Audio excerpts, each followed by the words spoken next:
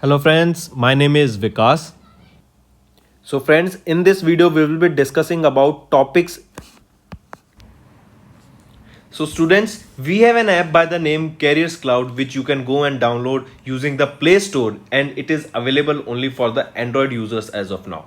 Once you have downloaded and opened the app, you will see a page such as the second screen here.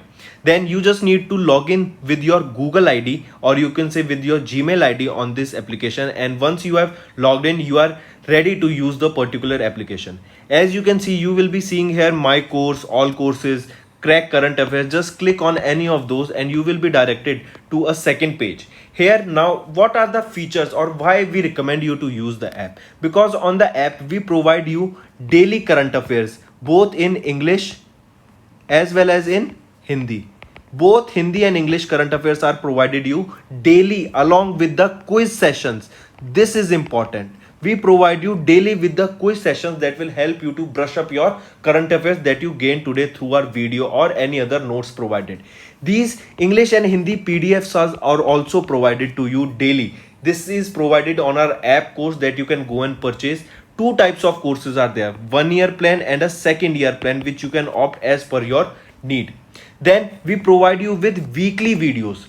Not just weekly videos on YouTube and monthly videos, daily videos are also given. Apart from that, weekly PDFs of current affairs are provided to you. Compiled PDF of current affairs of the whole week will be provided to you both in English as well as in Hindi. Then similarly for the month also you will be provided a compiled video of the whole month both in English as well as in Hindi PDF for the current affairs that will brush up your current affairs very much.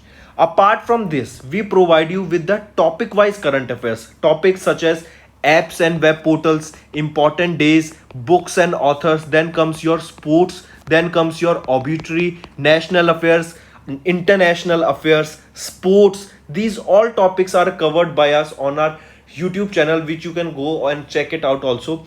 Very important this section, because we provide you with the PDFs also with them that helps you to revise through a particular order, and it is very helpful to you, so you should definitely check it out. Then apart from it, we provide you questions regarding your particular exams also, such as bank, related to your banking. We provide you questions, we provide you PDF, we provide you material that will help you to revise those topics, those important topics. So very important. All right, so I definitely recommend you to check our app and do revise and to purchase the courses, because they will be very helpful to you. These I strongly recommend you to use our app as well as website, and the quiz provided on the app is very helpful to you on the daily basis, and our monthly study material for your exams will do wonders. So do watch the video for the revision purposes, they are very helpful. And if you use my code Vikas10, straight away you will be getting an additional 10% discount on the purchase you made using the application. So additional discount for you students just from my side. It is a happy hour sale, you can say, 10% discount using Vikas10. So friends, let's start with the session now. तो चलिए friends start करते हैं. सबसे पहले हम बात करेंगे digital quality of life index की. इसमें इंडिया की रैंक रही 59. Digital quality of life index मतलब यहां पे किस चीज की बात की जा रही है, तो सबसे पहले यही देखते हैं. डिजिटल मतलब जैसे आपका सब कुछ डिजिटाइज होना, मतलब कंप्यूटर पे शिफ्ट हो जाना, इंटरनेट, इन सब की बात. तो इंटरनेट अफोर्डेबिलिटी, क्या अफोर्ड कर सकता है, उसमें इंडिया की रैंक रही 47. सबसे पहले ये रैंक छोड़िए, आप पहले इतने पोर्शन पे फोकस कीजिए, इस पार्ट पे.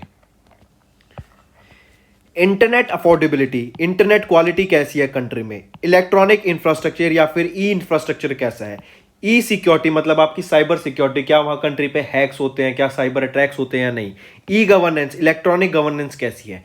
इन सब को देखते हुए, इन सब को मद्देनजर रखते हुए आपका digital quality of life index release किया गया. इसमें इंडिया की क्या रैंक रही, 59th रैंक रही आउट ऑफ 110 कंट्रीज.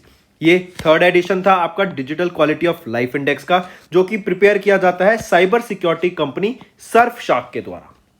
ऑलराइट, फिर टॉप किसने किया? अगर हम यहाँ पे टॉप 3 कंट्रीज की बात करें तो डेनमार्क रहा टॉप पोजीशन पे, साउथ कोरिया सेकंड पोजीशन पे, फिनलैंड थर्ड पोजीशन पे in the term of digital quality of life index, और इसमें इंडिया की रैंक रही आपकी 59th। की पॉइंट्स देखें तो इथोपिया क्या रहा? लोएस्ट रैंक, जिसपे 110 थी इथोपिया की। फिर आ जाइए वापस अपने प्रिंसिपल पे। ये प्रिंसिपल्स भी आपके इंडेक्स हैं। तो अगर हम इंटरनेट अफोर्डेबिलिटी इंडेक्स की बात करें तो इंडिया की रैंक रहेगी 47th। अगर हम इंटरनेट क्वालिटी की बात करें 67th रैंक पे आता है इंडिया। इलेक्ट्रॉनिक इंफ्रास्ट्रक्चर या ई इंफ्रास्ट्रक्चर 91st पोजीशन पे। ई सिक्योरिटी के मामले में 36th पोजीशन पे। ई गवर्नेंस के मामले में 33rd पोजीशन पे। ये इंडेक्स है, ये रैंक है, ये आपको पता होनी चाहिए। नोट कीजिए इनको, पहले स्क्रीनशॉट लीजिए, नोट कीजिए, आपकी मर्जी, पर इनको जल्दी से लिखिए। फिर हम नेक्स्ट पे चलेंगे। 20 सेकंड्स आपके पास। नेक्स्ट हम बात करेंगे ग्लोबल फूड सिक्योरिटी इंडेक्स की। ग्लोबल फूड सिक्योरिटी इंडेक्स की, जैसे हम देख रहे हैं कि फूड एक पूरे देश में, जैसे आपको पता है कि फूड की दिक्कत आने वाली है। इवन नॉर्थ कोरिया में अगर आपको न्यूज़ अपडेट रहते हैं तो नॉर्थ कोरिया में बोला जा रहा है कि 2024 या 2025 तक वहाँ पे भूखमरी आ सकती है, क्योंकि एक तो वहाँ पे फ्लड आ गई, फिर कुछ एरियाज में सूखा पड़ गया। इवन जो फूड इंपोर्ट करते थे चाइना से, ड्यू टू लॉकडाउन उन्होंने अपने बॉर्डर्स को सील कर दिया था, तो वहाँ से वो जो खाना आता था, जो रिलीफ आती थी, वो भी बंद हो गया। इसकी वजह से वहाँ पे बहुत ज़्यादा फैमिन की चांसेस है। वैसे coming back to topic, global food security index की अगर हम बात करें 2021 के एडिशन की, इसमें इंडिया की रैंक रही 71 out of how many Nations? Out of 113 Nations. ठीक है, 10th एडिशन था ये आपका ग्लोबल फूड सिक्योरिटी इंडेक्स का। 113 कंट्रीज का ये डाटा निकाला गया, जिसमें इंडिया की रैंक रही 71st। ये इंडेक्स डिजाइन किया गया था इकोनॉमिक्स इंपैक्ट एंड स्पॉन्सर किया गया कॉटेवा एग्री साइंस के द्वारा। इसमें टॉप करने वाली जो कंट्री रहेगी वो याद रखना आयरलैंड है, सेकंड पे ऑस्ट्रिया आता है, थर्ड पे यूके, फोर्थ पे फिनलैंड एंड फिफ्थ पे रहेगा आपका स्विट्जरलैंड। मार्क करिएगा। और इंडिया की रैंक सबसे इंपॉर्टेंट 71st। नेक्स्ट हम बात करेंगे स्टेट एनर्जी एफिशिएंसी इंडेक्स की। स्टेट एनर्जी एफिशिएंसी इंडेक्स की 2020 की, जिसमें टॉप करने वाली स्टेट कौन सी बनी? इंडिया की। ये डाटा इंडिया का निकाला जाता है। पहली चीज, स्टेट एनर्जी एफिशिएंसी इंडेक्स 2020 का, इसमें इंडिया की क्या रैंक रही और इसमें इंडिया की कौन सी स्टेट ने टॉप किया? सबसे पहले तो ये देखते हैं। टॉप करने वाली स्टेट बनी कर्नाटका, और जो सेकंड पोजीशन पे आई वो थी Rajasthan. State energy efficiency index data release किसके द्वारा किया जाता है? ये bureau of energy efficiency BEE and alliance for energy efficient economy के द्वारा ये डाटा रिलीज किया जाता है, जिसमें इंडिया की क्या रैंक रही? फिर से आई रिपीट, इंडिया की कौन सी स्टेट की फर्स्ट रैंक रही? टॉप किया राजस्थान, कर्नाटका ने, एंड सेकंड रैंक रही राजस्थान की। एक बार मैं कंफ्यूज ना हो इसलिए लिख देता हूं, राजस्थान की सेकंड, टॉप करने वाली फर्स्ट पोजीशन पे बनी Karnataka state in state energy efficiency index 2020। यहां पे आप देख सकते हैं, पहली रैंक पे कर्नाटका, दूसरी पे राजस्थान, थर्ड पे हरियाणा, फोर्थ पे महाराष्ट्र, फिफ्थ पे तमिलनाडु। नेक्स्ट हम बात करेंगे केरला, गोवा एंड चंडीगढ़। इन्होंने अपनी अपनी कैटेगरी में टॉप किया in the best govern states and union territories के लिए in public affairs index of 2020। I repeat, अगर हम बात कर रहे हैं पब्लिक अफेयर्स इंडेक्स 2020 की, in the best govern states and union territory की, और उसमें भी अगर हम बात करें लार्ज स्टेट्स की, तो टॉप करने वाली स्टेट बनी केरला। स्मॉल स्टेट्स की बात करें तो टॉप करने वाली बनी स्टेट गोवा, और यूनियन टेरिटरी की अगर हम बात करें तो टॉप किया चंडीगढ़ ने। I repeat, public affairs index 2020 में in the best govern states and union territory के लिए लार्ज स्टेट में टॉप करने वाली स्टेट केरला, स्मॉल स्टेट्स में गोवा, यूनियन टेरिटरीज में चंडीगढ़। ठीक है, चलो नेक्स्ट हम बात करेंगे ह्यूरन इंडिया रिच लिस्ट की, जिसमें टॉप किया मुकेश अंबानी ने। आई रिपीट, इंडिया के रिचेस्ट पर्सन कौन है? ह्यूरन इंडिया रिच लिस्ट बताता है। इसमें टॉप किया मुकेश अंबानी में, सेकंड गौतम अदानी, और थर्ड रहेंगे Shiv Nadar. First, second and ये आपका थर्ड शिव नादर जी। ठीक है, चलिए अगर इसी से रिलेटेड डाटा देखें, Hurun India and IIFL wealth इन्होंने जॉइंटली रिलीज की ये ranking of IIFL wealth Hurun India rich list 2021 की, ये 10वां एडिशन था। ठीक है, 64 ईयर ओल्ड मुकेश अंबानी जो कि चेयरमैन है रिलायंस इंडस्ट्रीज लिमिटेड के, इन्होंने टॉप किया for the 10th consecutive year. Second position पे Gautam Adani and Adani group and third पे शिव नादर जी ने रैंक स्पॉट ये सिक्योर की।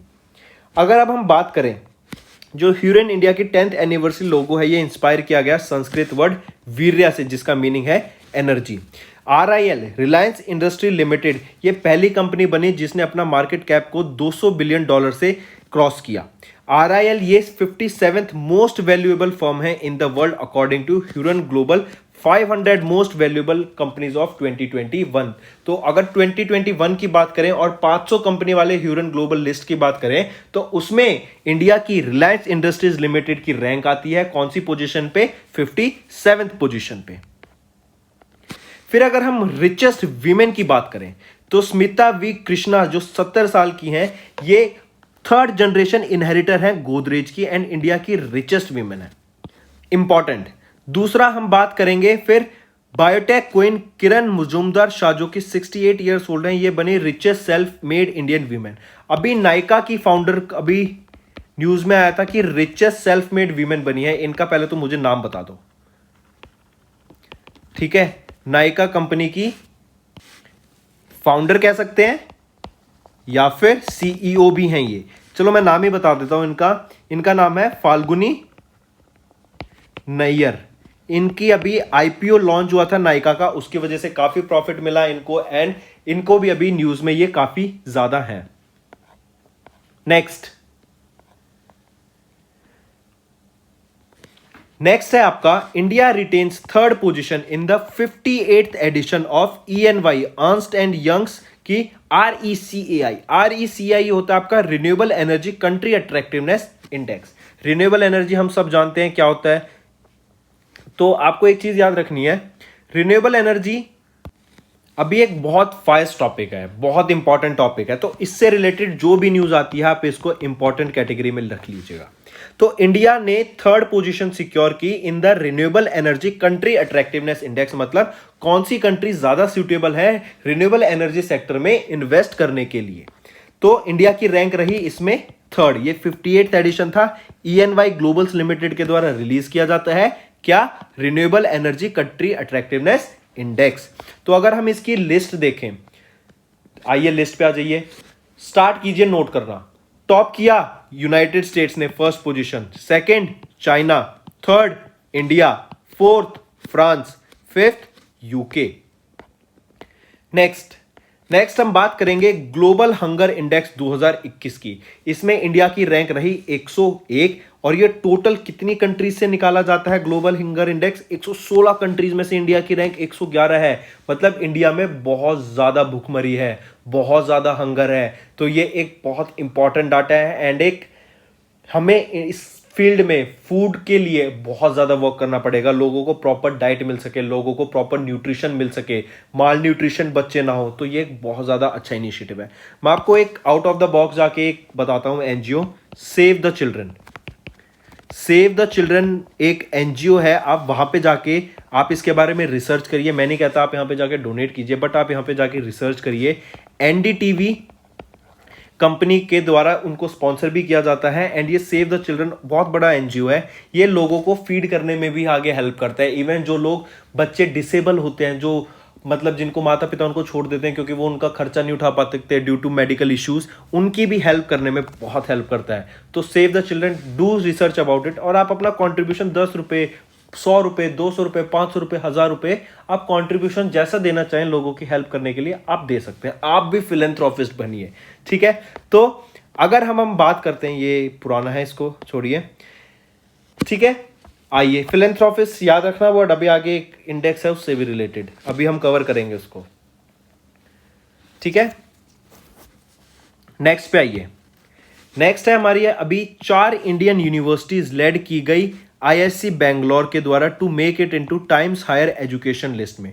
टाइम्स हायर एजुकेशन लिस्ट में इंडिया की अभी 4 यूनिवर्सिटीज आई और इंपॉर्टेंट क्या रहेगा कि जो IISc बैंगलोर है ना, इसने ranked among the top 100 universities, और इंडिया की तो ये टॉप है, तो इसने सबसे ज्यादा टॉप किया आईआईएससी बैंगलोर के द्वारा। जो बाकी 3 यूनिवर्सिटीज हैं वो है IIT Bombay, IIT Delhi and IIT Madras. अगर हम इस रेपुटेशन रैंकिंग की बात करें, Times Higher Education World Reputation ranking की, ये 202 यूनिवर्सिटीज की कैलकुलेट की जाती है आउट ऑफ 29 कंट्रीज। ये ranking was based on the survey carried out between November 2020 से फरवरी 2021 के बीच में। ऑलराइट, नेक्स्ट आ गया ना, एल्डगिव ह्यूरन इंडिया फिलेंथ्रॉफी लिस्ट, मतलब जो लोग डोनेट करते हैं, जो लोगों की बाकी लोगों की हेल्प करते हैं, उनसे रिलेटेड ये डाटा रिलीज करा गया। अजीम प्रेमजी ने टॉप किया एल्डगिव ह्यूरन इंडिया फिलेंथ्रॉफी लिस्ट में। अगर पूछे जाए इंडिया के सबसे बड़े फिलेंथ्रॉपिस्ट अभी कौन है, तो अजीम प्रेमजी इंडिया के सबसे बड़े फिलेंथ्रॉपिस्ट रहेंगे, जो लोगों की हेल्प करते हैं, डोनेट करते हैं। पहली पोजीशन पे अजीम प्रेमजी एंड फैमिली, जो कि विप्रो कंपनी के ओनर हैं। Second Shiv Nadar and family, third पे रहेगी Mukesh Ambani and family in the terms of philanthropy list. Next पढ़िए, नीति आयोग ने अभी रिसेंटली लॉन्च की report on the best practices in the performance of district hospitals. District hospitals की परफॉर्मेंस के लिए नीति आयोग के द्वारा अभी एक रिपोर्ट लॉन्च की गई। उसके अगर डाटा देखें, NITI Aayog, the government of India national policy think tank, इनके द्वारा एक रिपोर्ट, असेसमेंट रिपोर्ट रिलीज की गई of district hospital in India, जिसका टाइटल रहेगा best practices in the performance of district hospital. ये नीति आयोग ने किसकी कंसल्टेशन के साथ, with ministry of health and family welfare and WHO के साथ मिलकर ये रिपोर्ट को रिलीज किया गया। ये पहली एवर परफॉर्मेंस असेसमेंट है डिस्ट्रिक्ट हॉस्पिटल्स की, जो कि इंडिया के द्वारा रिलीज की जा रही है।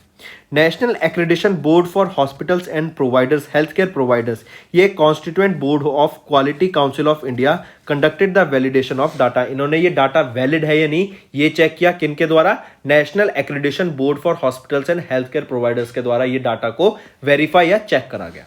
Health management information data for year इतने 2017 to 18 has been used as a baseline for assessment, मतलब 2017-18 का जो डाटा था उसको मद्देनजर रखते हुए, उसके हिसाब से उससे कंपेयर करते हुए ये डाटा को चेक करा गया है।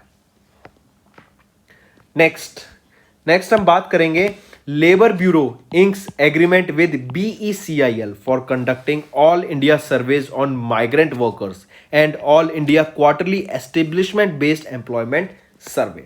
कुछ हम सर्वे समझ आया, BECIL समझ आया। BECIL क्या है? Broadcast engineering consultants India limited, ये BECIL की फुल फॉर्म रहेगी। तो लेबर ब्यूरो ने एक अटैच्ड ऑफिस ऑफ मिनिस्ट्री है, ministry of labour and employment है लेबर ब्यूरो। इन्होंने एक साइन किया service level agreement with BECIL for providing technical and man power support, किस लिए, एक सर्वे कंडक्ट कराने के लिए, जो कि है all India survey on migrant workers and all India quarterly establishment based employment survey, जिसको AQEES भी बोला गया इस सर्वे को। तो कौन कंडक्ट करा रहा है, कौन मैन पावर एंड टेक्निकल, जो भी टेक्नोलॉजी, जो भी टेक्नोलॉजी प्रोवाइड की जाती है, जैसे मशीन एंड जो डाटा प्रोवाइड करने के लिए पेन पेंसिल, छोटी छोटी भी चीजें भी, वो सब कौन प्रोवाइड करा रहा है, BECIL। BECIL will provide technical support to all the surveys conducted by the Labour Bureau। ये पहली बार है कि सच IT enabled सर्वे कंडक्ट किया जाएगा on such a large scale in India। The IT enabled survey is expected to reduce the time taken for completion of surveys at least 30 to 40% time बचा लेगा ये सर्वे आपका। The data from the surveys will be used for forming the right policies for employment and labor welfare। People who are involved in the survey will be offered fixed term employment under the Labour Ministry। FTE was introduced under the Labour Code on Industrial Relations 2019। Next हम बात करेंगे working condition teachers की इन north east districts में। North east के जो schools हैं उनके बारे में हम बात करेंगे कि वहां पे जो टीचर्स की वर्किंग कंडीशन है, मतलब कैसी कंडीशन में वहां पे टीचर्स काम कर रहे हैं। ठीक है, तो वो कंडीशन क्या है, वेरी पुअर कंडीशन है, और ये रिपोर्ट रिलीज की गई यूनेस्को के द्वारा। एस्पिरेशनल डिस्ट्रिक्ट्स देखते हैं सबसे पहले। एस्पिरेशनल डिस्ट्रिक्ट्स होती हैं those district those are in poor in socio economic, मतलब वहां पे पैसे की इतनी ज्यादा आवाजाही नहीं है, मतलब पैसा लोगों के पास बहुत कम है, सोशो इकोनॉमिक पुअर हैं, and human development indicators are in the need of focused efforts to improve overall conditions. ठीक है, तो ऐसे डिस्ट्रिक्ट्स में जहां पे मतलब अभी टेक्नोलॉजी या कह सकते हैं नहीं पहुंची, अवेयरनेस ज्यादा को नहीं पहुंची है, वहां पे poor in socio economic and human development index, मतलब वहां पे अपने आप को भी लोग अच्छे से तरीके से नहीं, जैसे एक ट्राइब्स एरिया हो गए आपके बेसिकली बोला जाए तो उन एस्पिरेशनल डिस्ट्रिक्ट कहते हैं उनको। अब डाटा पढ़ते हैं। इन अकॉर्डेंस विद यूनेस्को, मतलब यूनेस्को के द्वारा ये डाटा रिलीज किया गया और रिपोर्ट का नाम रहेगा जो यूनेस्को ने रिलीज की, the report 2021 state of the education report SOER for India, no teachers no class. India के टीचर्स फेस कर रहे हैं काफी बेसिक अमेनिटीज, जैसे टॉयलेट्स नहीं है proper in north east and aspirational districts. यहाँ पे जो उनकी वर्किंग कंडीशन है बहुत ज्यादा खराब हो जाती है, लोगों को टॉयलेट करने भी बहुत दूर दूर जाना पड़ता है। ये रिपोर्ट थर्ड एडिशन है SOR की, एक annual flagship report of UNESCO. ये इसने डाटा एनालाइज किया from the unified district information system for education 2018-19 का, और जो पीरियडिक लेबर फोर्स का सर्वे था 2018-19, इनको नजर रखते हुए इनसे डाटा को लेकर इन्होंने ये रिपोर्ट रिलीज की। रिपोर्ट में क्या है, इस रिपोर्ट फोकस करती है on the theme of teachers, teaching and teacher education. It covered a profile of 9.6 million teaching working force in India to understand the key aspects of teaching profession as well as challenges they face during the teaching routine and their professional development. Alright, तो उनकी जो condition है उसको मद्देनजर रखते हुए ये data को रिलीज किया गया कि, और उसको बताया गया कि जो उनकी कंडीशन है बहुत ही पुअर है टीचर्स की। नेक्स्ट हम बात करेंगे मल्टी डायमेंशनल पॉवर्टी इंडेक्स 2021 का, रिलीज किया गया United Nation development programme and OPHI। India has max multi dimensional poor, मतलब इंडिया में बहुत ज्यादा लोग पुअर हैं, and 5 out of 6 multi dimensionally poor are from lower tribes और कास्ट। ये रिपोर्ट रिलीज की गई यूनाइटेड नेशंस के द्वारा। अगर डाटा देखें, a new analysis on global multi dimensional poverty, जिसको नाम रखा गया मल्टी डायमेंशनली पॉवर्टी इंडेक्स, ये रिलीज किया गया United Nation development programme and OPHI है Oxford poverty and human development initiative, इनके द्वारा इस रिपोर्ट को रिलीज करा गया। रिपोर्ट में क्या है, this report examine the level and composition of multi dimensional poverty across 109 countries और 5.9 billion people, various races, ethnicity, caste, उन सबको कंबाइन करके इस डाटा को रिलीज करा गया। It states that disparities in multi dimensional poverty among ethnic groups are consistently high across many countries and in 9th economic ethnic group more than 90% of the people is living under poverty. जैसे कहते हैं ना कि India में जो अमीर हैं वो तो बहुत ज्यादा अमीर हैं एंड जो गरीब हैं वो बहुत ज्यादा गरीब हैं, और इंडिया में ये भी कहते हैं कि जो गैप है इंडिया में पुअर्स का और रिच का, वो बहुत ही ज्यादा गैप है। ठीक है, अमीर लोग बहुत ज्यादा अमीर हैं एंड जो गरीब लोग हैं वो बेचारे बहुत ज्यादा गरीब हैं। कहते हैं कि अराउंड इंडिया का जो टोटल एक कहते हैं ना कि पैसा अराउंड सिर्फ 2% लोगों के पास है, और जो बाकी पैसा है जो बाकी 98% पैसा है वो इंडिया के बाकी 98% पॉपुलेशन में सीमित है। आई मीन कंफ्यूज तो नहीं है, मतलब इंडिया का जो मोस्टली इंडिया का पैसा है ना वो सिर्फ 2 लोगों के पास है। मोस्टली पैसा 90% ऑफ इंडिया का पैसा सिर्फ 2 लोगों के पास अक्यूमुलेटेड है, 2% लोगों के पास इंडिया के, और जो बाकी 10% अमाउंट है इंडिया का वो 98% लोगों के पास है। तो समझिए अमीर लोग अमीर होते जा रहे हैं और गरीब लोग गरीब होते जा रहे हैं। नेक्स्ट हम बात करेंगे, इंडिया को अगर नेट जीरो नेशन बनना है 2070 तक, तो इंडिया को 5630 गीगावाट की सोलर कैपेसिटी को अचीव करना पड़ेगा। मतलब सोलर एनर्जी से हमें 5630 गीगावाट ऑफ एनर्जी को जनरेट करना पड़ेगा 2070 तक, अगर हमें नेट जीरो नेशन बनना है। नेट जीरो मतलब कि जितना अमाउंट ऑफ कार्बन हम एटमॉस्फेयर में रिलीज करेंगे उतना ही हमने उसको कैप्चर करा। ऑलराइट, मतलब उतना ही कैप्चर करने का मतलब कि हम अमाउंट को जितना एनवायरमेंट या फिर हम उसको पर्सनली, जैसे आप प्यूरिफायर लगा देते हैं तो प्यूरिफायर का काम क्या है कि आपके रूम की एयर को साफ कर देगा। तो अगर आप कहीं आग लगाते थे रूम में और आग चल रहे हैं और प्यूरिफायर भी चल रहा है तो वो क्या होगा, नेट जीरो नहीं होगा, क्योंकि एक तरफ से तो आग लगा दी, कार्बन बढ़ रहा है, आपके एटमॉस्फेयर में पॉल्यूशन आ रहा है, और वो आपका जो फिल्टर है वो एयर को प्योरीफायर कर रहे हैं। तो नेट जीरो कब होगा कि जितना अमाउंट हमने बर्न करा उतना ही फिल्टर ने कैप्चर कर लिया। तो आपका इन्वायरमेंट क्या करता है, इन्वायरमेंट तो कार्बन को कैप्चर करता है। तो वो सारी चीज को ध्यान में रखते हुए, मद्देनजर रखते हुए, अगर इंडिया को पॉल्यूशन फ्री बनना है तो कहने का मतलब तो 5630 गीगावाट का सोलर कैपेसिटी हमें अचीव करना पड़ेगा 2070 तक। इंडिया का एक इंडिपेंडेंट थिंक टैंक है council on energy environment and water, इनके द्वारा एक डाटा रिलीज किया गया implications of a net zero target for India sectoral energy transition and climate policy. ये एक रिपोर्ट थी जिसमें बताया गया कि इंडिया को अगर नेट जीरो कार्बन एमिशन करना है, अचीव करना है 2070 तक, तो उन्हें 5630 गीगावाट की सोलर कैपेसिटी अचीव करनी पड़ेगी। इसके लिए इंडिया का टोटल ऑफ 4.6% का इंडिया का लैंड चाहिएगा 2070 तक इतनी एनर्जी को जनरेट करने के लिए। अभी currently India 100 gigawatt of renewable energy को जनरेट कर रहा है, 40 गीगावाट सोलर से and 450 gigawatt of real energy को जनरेट करेगा इंडिया। ये इंडिया का टारगेट है 2030 तक, और हमें 2070 तक 5630 अचीव करना है। फिर अगर हम इस फंडिंग के रिपोर्ट को देखें तो जो कोल पावर जनरेशन है ना वो 2040 तक पीक में होगी, 99% ड्रॉप आ जाएगा 2040 से 60 के बीच में। क्रूड ऑयल सेक्टर 2050 तक पीक में होगा और 90% गिर जाएगा 2050 से 70 के बीच में। Green hydrogen 19% of energy consumption को टैकल करेगी in the industrial sector. Green hydrogen हम बचा चुके हैं कि अब ये क्या है ग्रीन हाइड्रोजन की, जब इसको बर्न किया जाता है तो जो रेजिड्यू होता है वो आपका कार्बन नहीं होता, दैट मींस वो पॉल्यूट नहीं कर रहा है आपकी एनवायरनमेंट को। अगर इकोनॉमिक कॉस्ट की बात करें तो 2070 तक अगर हमें कितना अमाउंट हमें खर्च करना पड़ेगा इंडिया को इन टर्म्स ऑफ नेट जीरो बनने के लिए, तो 4.1% ऑफ नेशनल जीडीपी। अगर यही टारगेट हम 2050 तक कर देते हैं तो ये हो जाएगा 7% ऑफ नेशनल जीडीपी हमें खर्च करना पड़ेगा to achieve net zero carbon emissions को। नेक्स्ट हम बात करेंगे कोविड-19 ने, हमने देखा कि जो हम टीबी होता है ट्यूबरक्लोसिस, तो टीबी को एलिमिनेट करने के लिए जो इंडिया का प्रोग्रेस चल रही थी, जो उनका सर्वे चल रहा था या जो भी उनका इनिशिएटिव्स चल रहे थे, तो वो बहुत ज्यादा हिट हुआ है। India is the worst hit in terms of TB elimination due to कोविड-19। ये रिपोर्ट रिलीज की गई WHO के द्वारा। वर्ल्ड हेल्थ ऑर्गेनाइजेशन ने बोला कि जो ग्लोबल टीबी रिपोर्ट के अनुसार, इन्होंने मतलब किसके द्वारा रिलीज की, ये भी पूछ लेते हैं कि ग्लोबल टीबी रिपोर्ट किसके द्वारा रिलीज की जाती है, तो ये वर्ल्ड हेल्थ ऑर्गेनाइजेशन के द्वारा रिलीज की जाती है। इसमें बताया गया कि कोविड-19 की वजह से इंडिया में टीबी एक जो इनिशिएटिव्स चल रहे थे, जो लोग इंडिया ने प्रोग्रेस अचीव की थी, वो पानी फिर गया उस पर कोविड-19 की वजह से। एज सिंपल एज दैट, ये याद रखना।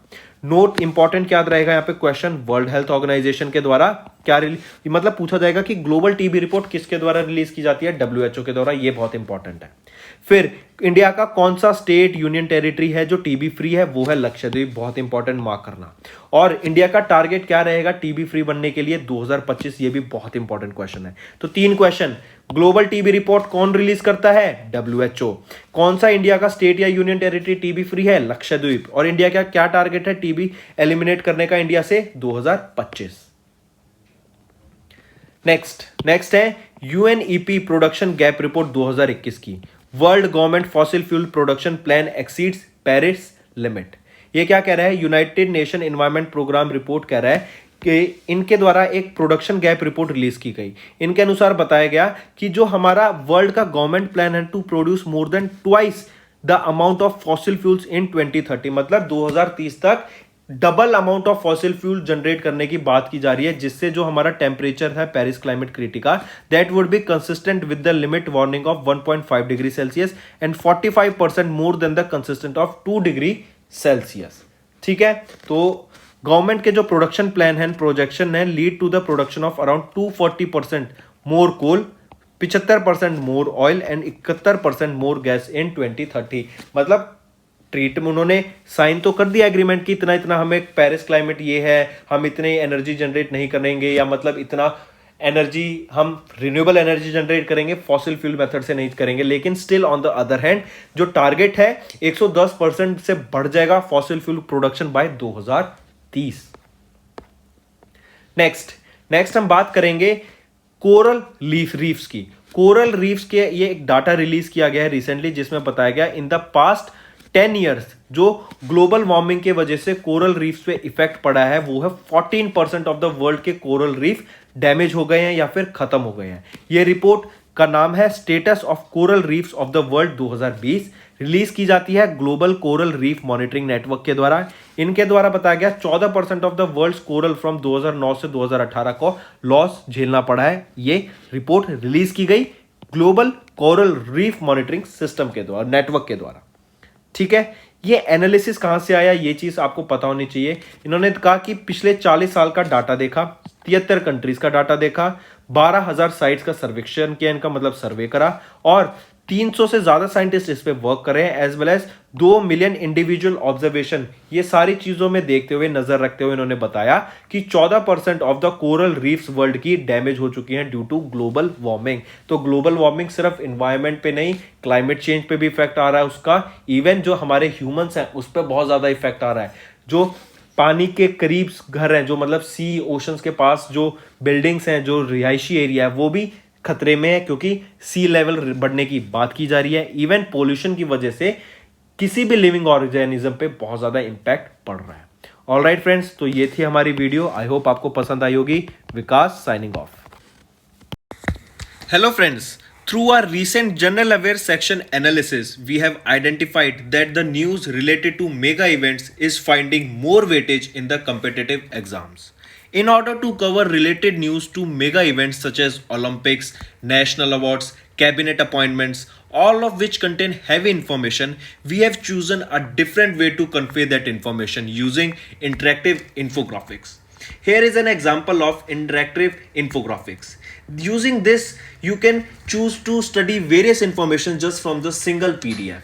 If you want to talk about the medal tally of Tokyo Olympic Games, just by clicking on the image of medals, you will be able to see the information related to medals. Now, if you want to study about any of the players mentioned here, just by clicking on the image of that particular player, you will be getting the information related to that particular player. Now, you will be provided with two types of PDFs. One is your desktop version and second is your mobile version. As the name suggests, desktop version is for both PCs, laptops, and your mobile version is basically for the mobile phones and tablets. In order to use your desktop version in mobile phone, you can use the software of WAPS application in your Google Play, and you can access the desktop version of the file in the phones also. So friends, this format of presentation will help you to remember all the valuable information in an easy manner by connecting information to the related images. Our team has worked immensely hard to bring this to you, and so please do share your valuable suggestions and feedback through comments, as it will boost us to create further such initiatives. Thank you.